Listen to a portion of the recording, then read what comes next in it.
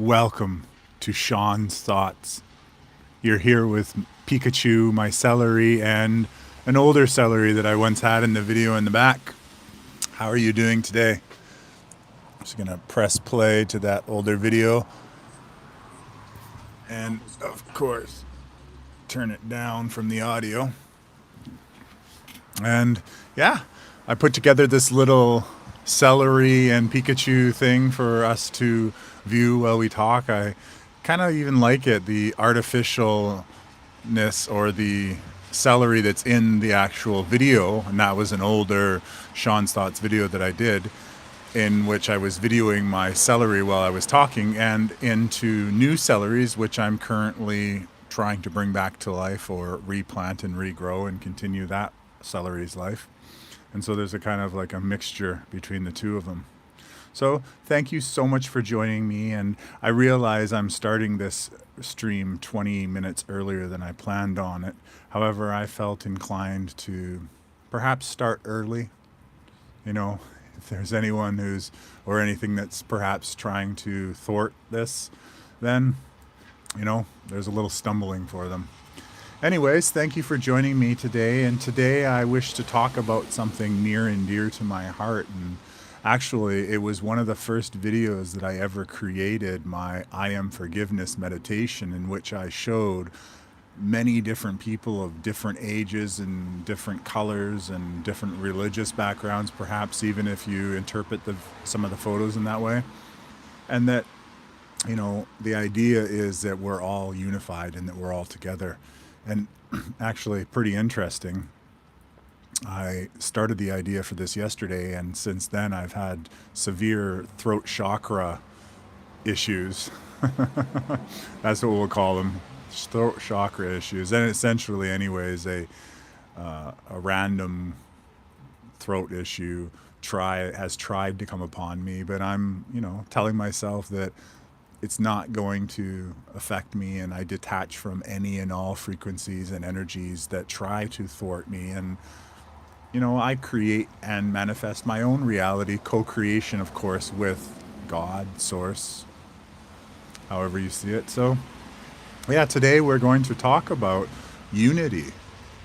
And one of the things about unity is all Homo sapiens on the planet can be looked upon as one species. And essentially, there's a lot of things that unite us, the things that we believe that we desire, and, food and comfort and challenges and, experience in life. Like, we all have a lot of similar things.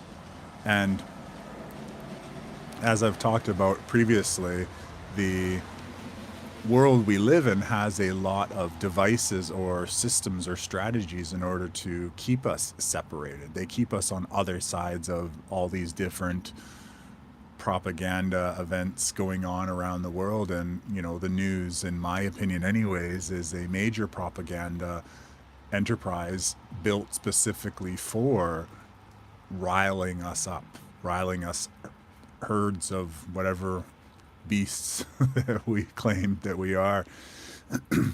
Sorry, my throat's getting a little dry. I should take something to drink. So, on the topic of unity, it's really centers around accepting one another for who we are.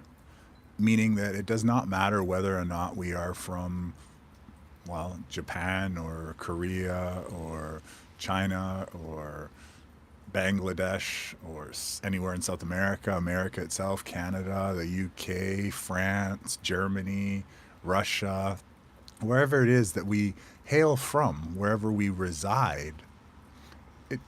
For a long time, yes, they've locked us behind cultural identities, like belief systems that were centered around where we lived. Yet in the last many years, with the explosion of the internet, we've really got an ability to see the world for truly how it truly is. And as we grew in more of our ability to co-create our own realities, we began to travel and see more of the world for truly what it is. And I had the great opportunity to have a lot of experiences traveling and seeing people living in their own countries and seeing how they dealt with the obstacles and the situations that they were living in and around. And it gave me a true understanding that, or a wonderful window into the idea that we are all the same, that we have a lot of common desires and common, you could say, needs. And in a sense, we could live considerably better, I guess, if we were to even recognize those needs and definitely let go of the attachments to the past traumas that we've been told have happened to us. See, there's a lot of traumas that we hold on to and that we are essentially programmed into having based on even just the movies we watch. So when we watch a movie, for instance, a war movie, and we see our countrymen go through these different events, well, we get, in a sense, traumatized or pre-programmed to react in a certain way when those ideas get brought up. For instance, as I was growing up in my video games and movies, for example, there was a lot of anti-Russian propaganda. And basically, whenever you played a Call of Duty game, and this goes for the American generation, usually the so-called bad guy on the game was Russian. And I've talked to Russians in the past, and whether or not this is true for every Russian or just for those particular ones that I spoke to, is that there was a lot of anti-American propaganda given to them as well. And see, that I see as a tactic in order to be divisive and hold those two people separate. Even in the recent issues we've had, the Russian leader at one point in time was looked at favorably around the world, and then when they needed a bad guy, well, they just flipped the script and there came the bad guy. And why this is all important and why this is, it's worth our awareness is because a lot of the things that we have been led to believe aren't necessarily true. And essentially, if we give way to the fear and to the narrative that's being basically put on a plate, two forks on either side, the spoon at the top, and maybe a napkin on your waist, and essentially it's been completely prepared for us so that we can devour, consume, and then react. And I've always believed that no matter what your skin color was, whether it was darkest dark or lightest light, whether it was female or male, whether there was braces, no hair or hair, however the person was, everyone truly does deserve love and essentially respect. And there has been a lot of divisiveness and even a complete inversion of what love is. Love is that connection between all of us, and that love essentially is the current of God that flows through us and connects us to one another. And our common experiences can definitely bond us, but love is what truly connects us, I believe. There's a lot of other things that you could say that connect us and such, but yet I think that it's important to grandstand love. And part of love is compassion, and part of compassion is forgiveness. And, it's all intermingled. And it leads me back once again to the story I always seem to like to talk about that seems to have essentially molded a lot of the beliefs that I had, that Tower of Babylon, or the Leaning Tower of Babylon, and building it up to God being upset. And of course, like I said, I've always said, that's not what God really is. The idea that most of us I see as what we would conjure up as God is something that we've been once again led to believe in another attempt to keep us separate. See, I've come to understand that God is God, meaning there's one God. Not everyone has their own God and everyone's God is right, but theirs is wrong. None of that stuff. That we've been led to separation, just as we have been separated by we've been led to be separate, just as we've been separated by the colors of our skin. one of the theories that I have come across when it comes to the color of the skin is that there's different ruling families, we'll call them, or groups of people, and perhaps at one time that they actually had or divided the world up, and people were of a certain skin color for the populations that were controlled. Think back to Egypt, for example, and they had a slave population. What what if all of those particular people were one color, but when you move to a different part of the planet, say for instance the Viking part or the South American part or African part, that each of the different areas, perhaps seven of them, they all maybe had their own skin color, and perhaps that's how we originally were all categorized by, in a sense, a stamp. When we look at movies, for example, and talking about the slave trade in the recent centuries, they used to put, what do you call it?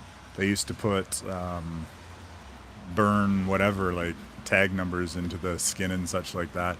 I'm not necessarily recognizing while I say that where I've heard that from, but tagging each other and tagging who you are basically controlling. And I don't know if that comes from past memory or whatever, but it just suddenly popped in my head, so I added it in there. But of course, I want to put the disclaimer up that, yeah, that was interesting. So, anyways, coming back to the topic of what I wanted to talk about is unity, and it's getting past those old traumas that we've went through. Whether it's the China-Japan situation or it's the African situation, maybe it's the white versus the black in Africa, or maybe it's the French versus the Northern Africans, or there's so many different small issues that have led into larger explosions of issues, and it's easy enough for them to perhaps put a whole bunch of bricks next to a Black Lives Matter demonstration in order to get people to turn to that violent aspect of when they're voicing their concerns. A lot of that, we look back and we see different situations that have agitated other situations, and they often would, or at least when I was learning about them, they would call them false flags. Basically, a setup which would, by design, create drama or conflict between two opposing sides. And so, in my understanding of how our world was truly constructed, is that it was set up to be like that, that there was players above, and you could imagine them sitting at a poker table, and there's perhaps seven of them, or maybe more, maybe less. But anyways, there's quite a few of them, and they've got their cards, they've got their pieces in the game, and they're playing a game. To them it's a game, and to us it's real life. Actually, they depicted this really well in a TV series called Westworld in season 6, I believe, or 3, but anyways, the last season, in which there were people that were essentially writing the story of other people that they lived in the community with. And one of these people had discovered that he was being essentially controlled by what this woman was writing down. It's a really extremely unique TV event, I would say, and it's definitely worth the effort to watch it if you're able to perhaps find it deleted, all the graphic stuff. Like, I'm okay with nakedness and stuff like that, but when it comes to a lot of the essential gore they show on that show, it definitely saw how they balanced the negativity with the positivity as I was watching it. Nonetheless, Westworld is a wonderful show of how essentially an AI controlled reality, and it essentially used a lot of these nameless corporations in order to get done what it wanted done. And a lot of these people didn't even realize that who they were working for until often it was extremely too late. So if you want to watch a really amazing show, that show definitely would be one you want to look at. And when we travel back to unity, unity is something that will define us as a species. And in the past, perhaps we were considerably more unified when we're unaffected by what we think happened in our past, the worlds we live in is considerably different. And this disharmony was essentially created even with the music and the movies we consume. I've talked about the movies before, but even the music that we consume, essentially, a lot of it is, well, some of it anyways, is hate driven, or it's divisive, that's set up like a love song, and or women's rights set up as, music, when they're actually creating disharmony between the sexes, or even to what gender is. There's a lot of music that is misled by even watching what you see on the news media and then putting that into songs and then essentially promoting it because you believe that you're on the side that's right, when perhaps you're not. Perhaps you're playing into their game. And there was one artist that I loved his music, and yet I saw a video that he had done, and actually I never watched the song or even watched it. I just saw the track title of the song. And anyways, this particular video, let me just turn off that. This particular video, from my understanding, the true events of what happened in the world were completely different from the perspective in the video. And anyways, my grand point being is that they have done a lot to keep us separate. Even right now, as I write this, or record this, I guess, because I'm not really writing anything, as I record this, there are so many different world events that are creating dividing lines between people, between countries, getting us to essentially agree to participate. And we do participate in the co-creation of our reality far more than we're aware of. The things we say, the things we think, the things we feel, all of that participates. Where we direct our attention, how much healing have we been through? And you can tell how much healing one has been through by how much hate that they still hold on to. And I'm not saying, and there's no judgment about how we feel, because all of our feelings are completely relative, but it's important that we go through those experiences and get to a broader understanding of perhaps why these things happened. And as I've talked about before, if there were forces that essentially controlled our militaries and told them to battle one another, if that was a situation that in fact did happen, then becoming aware of that perhaps would lessen the impact or the hostility we have when those certain triggers are triggered within us. As I've mentioned, there's a lot of different historical situations that may or may not have even been true that people hold on to as part of their identity of who they are. See, growing up, I was told what happened in the war and the atrocities essentially that happened, and it really defined, or perhaps delineated, what all of these different people were, who each had their own role or characteristic within World War II. And yet to find out that it might not be the way that I thought it was definitely is fuel to go back and relook at how I see and how I view history.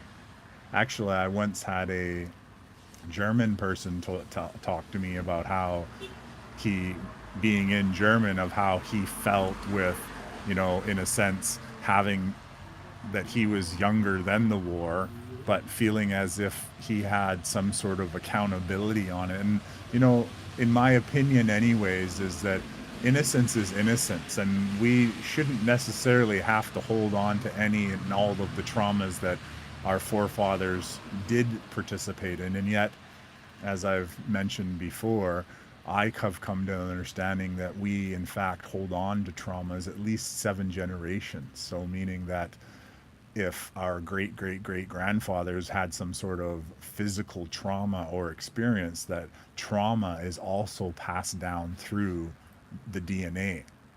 Now we see DNA as an organic thymine, guanine, cytosine, and all that lovely stuff, but I've also had the experience of understanding that perhaps DNA is more representative of light, as we ourselves are of light. We are made of light. We are energy. Science has already shown us that, and that when you go down to smallest amount, that we essentially are energy. But anyways, I won't get into that this tonight, because tonight is concluding to my talk on, as I said, unity, the unity of our species, Homo sapien, means we are all of the same and of the wisdom of God. I jumbled all those words, but that's what I've come to understand is somewhat the meaning of Homo sapiens, is that we have the wisdom, we have access to the wisdom of God.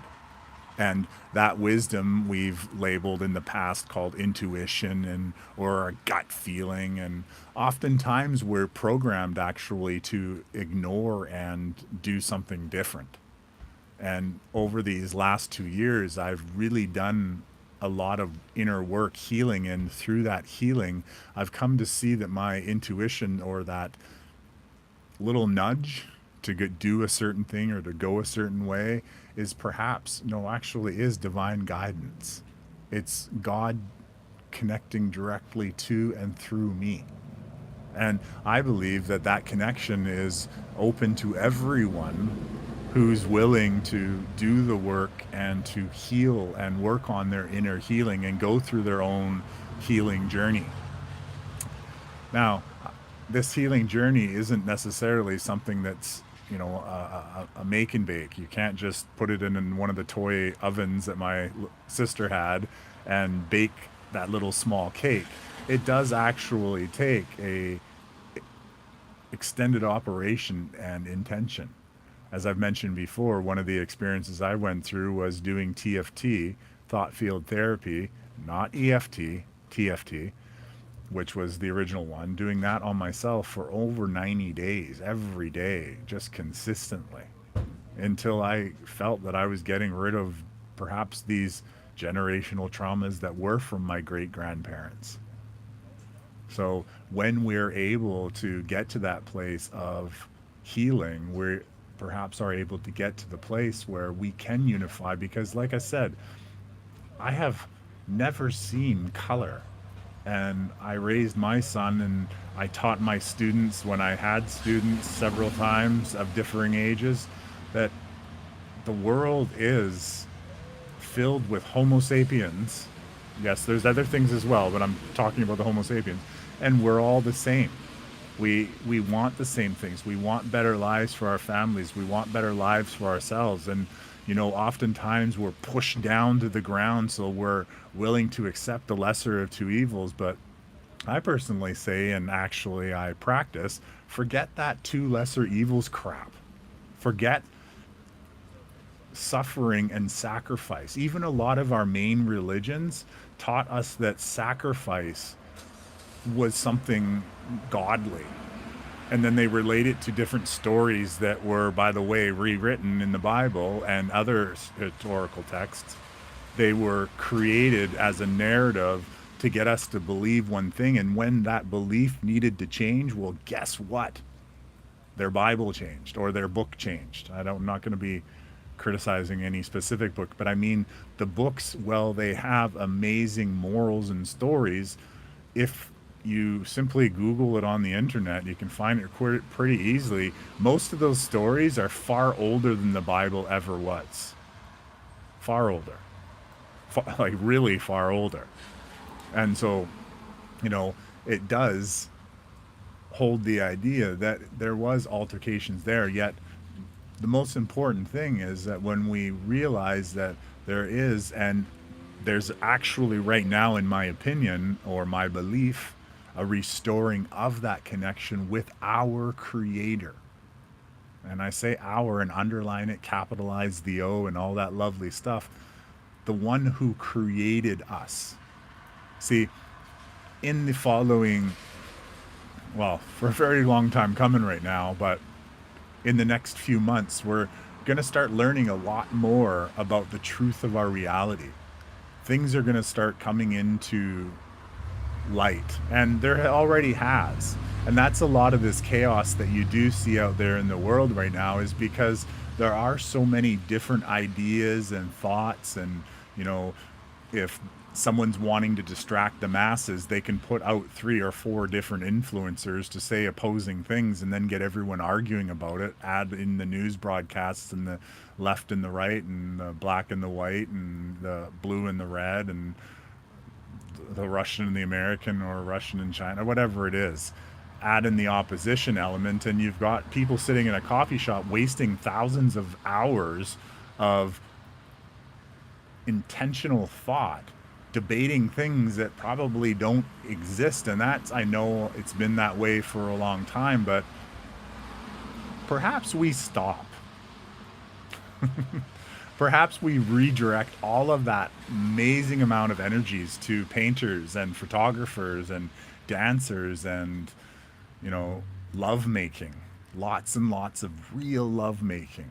Not that pornography crap. Like, I really look forward to a time when that doesn't exist anymore, and that there's enough love on the planet that whoever wants to practice the art of lovemaking can definitely find a partner readily. Because, you know, back to what I was saying before, there is so many different people on the planet, and we are looking for love. Like I said, we're all very similar. I was very into music during my 20s, and I listened to music from all over the world, different languages. And, you know, you can feel when someone's singing about a love song. It doesn't matter what language they're speaking in, love is universal. And, you know, the world works in such synchronicity when we are aligned with love, and not the romantic love and not the possessive love, but the genuine connection of love. So, see, unity, well, it may be challenging at first to perhaps get going, because we have all of these systems that push all these historical books that tell us all these different things happened, when, you know, perhaps they didn't happen the way that we believed. One of the things I learned about in Hollywood, and I was told this by my writing instructor, because me, myself, and I am a script writer. I have several scripts that I wrote that are finished and ready to go and such. And anyways, I was told that if I wasn't going to write a hero's journey style movie script, that my movies wouldn't even be picked up by the script readers, the ones who look at the movie scripts before anyone else looks at them, just to make sure that they have those certain elements. Because there was a certain way that a movie had to develop. There were certain archetypes and certain messaging and certain things that they wanted to make sure that they were in the movie, that they actually took them to central locations in certain countries, and on the top of certain towers read all the scripts and approved which ones could be made into movies and which ones could not be made into movies. And in fact, and script writing contests, that's fun. I participated a lot in that. But anyways, so back to the unity part, because I'm going off. I really do hope one day that my Steel Dragon movie gets made, because it was really about a love story. And yet it's funny, it started my whole journey off into researching and discovering how history was a lot different than I imagined it to be. But getting back to the unity part, there is so much. Oh, that's where I was going with that, is the Hollywood, essentially, they defined our perception of what history is. If you think about it, go back all the way to the movies, some of my favorites, such as Last of the Mohicans and Braveheart, and anything to do with knights and such, like King Arthur, and yeah, all of that stuff. And it really did define what I viewed as history. And then to step into today and see, well, our history was more like Star Wars and Game of Thrones than it ever was like Gladiator. It might have been partially like that, yet, you know, our truer history is considerably older than the history we have been shown in movies. Like I said, my favorite movie was Gladiator, Braveheart, and Last Mohicans. And yeah, we as a species, Homo sapiens, we are coming together. We are united. We are waking up. We are learning that we are worthy of God's direct connection, that we have in the past had this, and that through time we have lost this. At least that's what I'm learning. See, everyone's on their own journey, and some people know what I'm saying to be accurate, and they've been experiencing it for quite a long time. And then I'm sure there are people who perhaps are further along the road that I am, and they're picking apart what I'm saying and saying, yes, this is true, but this is not. And yet, that's only part of the whole experience. We know what we need to know when we need to know it. That's also how I see us moving forward, in that perhaps in the future, when we're jumping out of an airplane, we might learn how to construct a parachute kind of idea. Just like in the Matrix when Neo is fighting Morpheus and he doesn't really know how to do anything, and then they inject a kung fu program and suddenly he knows kung fu and he's able to, you know, do it. And even in the Matrix, when they show Neo and he's out of breath, and then Morpheus says, well, do you really think in the Matrix where everything is fake that that's really breath? And then what do you know? Lo and behold, Neo stops panting. I've been explained to that perhaps that's a good exercise to do. I still haven't fully taken on trying it yet. Slowing down that panting breath and taking control of the physical form of our body, perhaps that's something we could all do to practice being more amazing.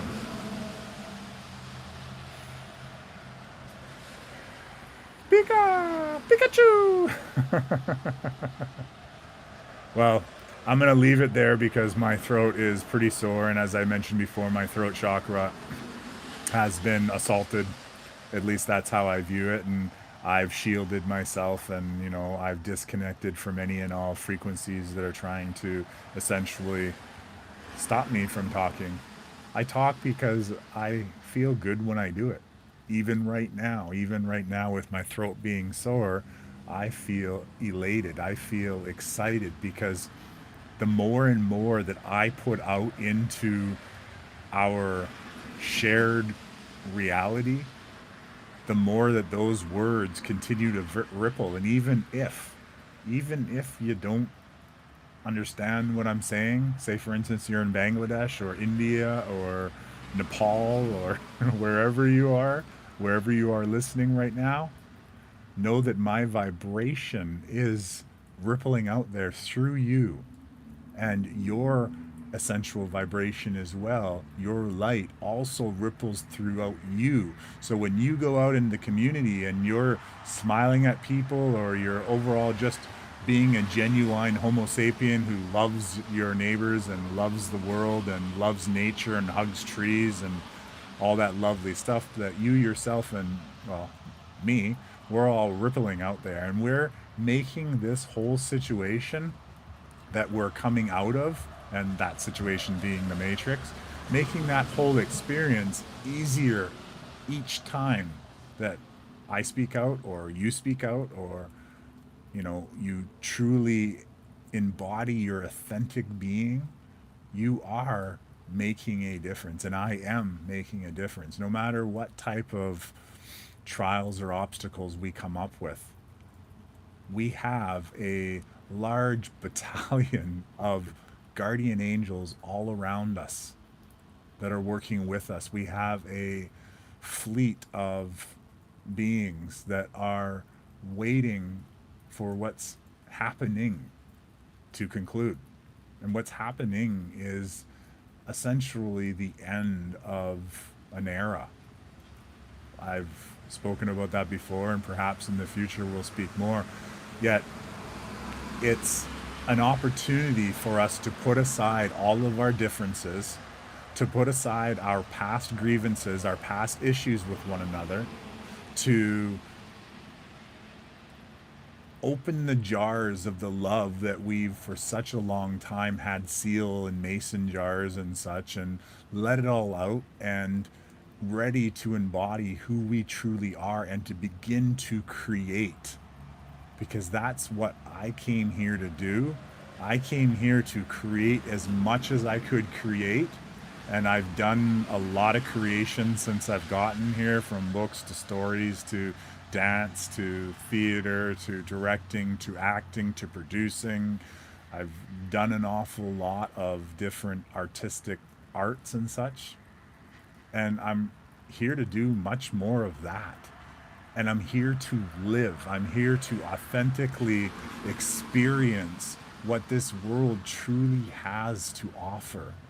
And for me, at some points in time, that's going to be a cabin alone in the woods on the side of a mountain by myself.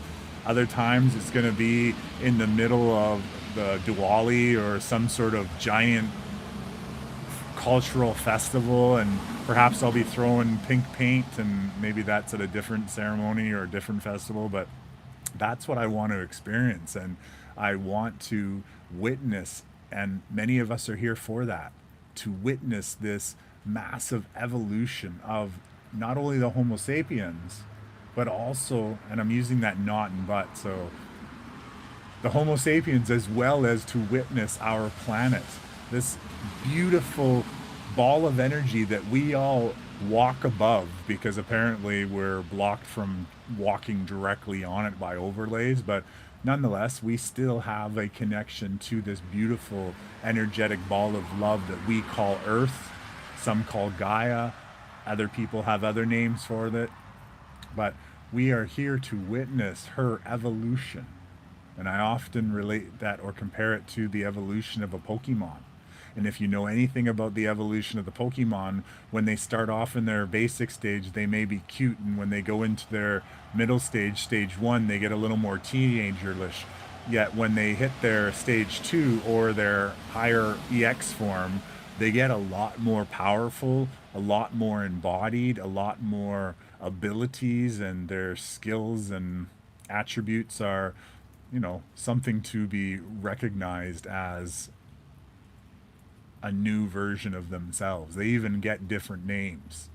And I personally believe that that is what the earth is going through.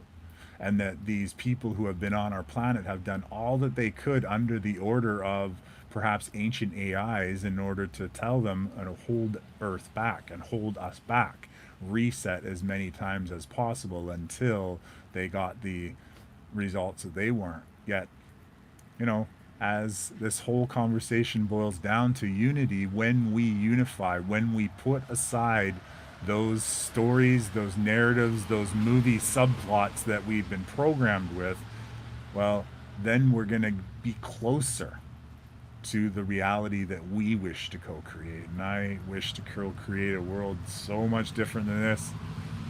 And yeah, thank you so much for sharing your attention with me. I thank the 9 views that I received for this live stream tonight. God does bless you. God blesses us all. And yeah, I appreciate you. Pika, pika. So I look forward to seeing you in the near future. And please spend time with my Do Know Things. Perhaps put one of your favorite ones on repeat. You can do that from the shorts menu.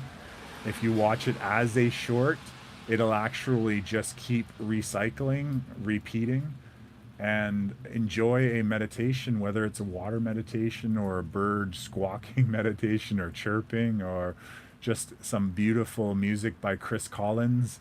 Go and enjoy those, and let the world know, let YouTube know, let them know that we are here to stay. We are here to, help New Earth become visible to everyone, because it's already here.